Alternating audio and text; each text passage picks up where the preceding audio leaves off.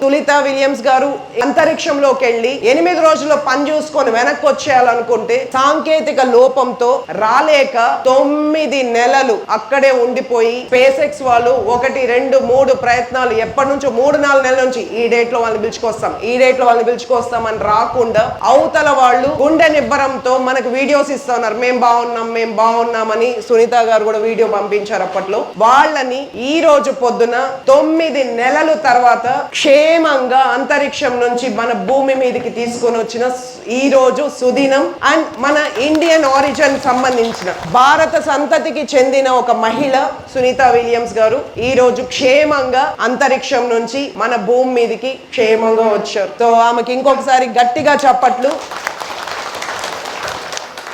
ఈ రోజు సునీత విలియమ్స్ గారి రాకని ఎంతగా మనం స్వాగతించామో ఇదే టైంలో కరెక్ట్ గా 2003లో ఇదే భారత సంతతికి చెందిన మొట్టమొదటి మహిళ కల్పన చావ్లా గారు అనే వాళ్ళు కూడా వెళ్ళారు. వాళ్ళు పని చూసుకొని టైంకి వెనుదిరిగారు. కాకపోతే భూమికి చేరువయ్యే అతి కొద్ది నిమిషాలు, ఇంకొక 5-10 నిమిషాలు భూమి మీదకి ల్యాండ్ అయ్యే అతి కొద్ది నిమిషాల్లో అది పేలిపోయింది. ఇంచుమించు తనతో పాటు ఉన్న క్రూ మెంబర్స్ అందరూ ప్రాణాలు పోగొట్టుకున్నారు. సో సునీత గారు కూడా మనం భయపడేవాళ్ళం, రావాలి క్షేమంగా రావాలి అని ఎంతో మంది కోరుకున్నారు. ఈ రోజు క్షేమంగా వచ్చారు. సో ఒక మహిళగా ఆమెకి మనందరి తరపు మహిళల నుంచి ఇంకొకసారి గట్టిగా జోహార్లు.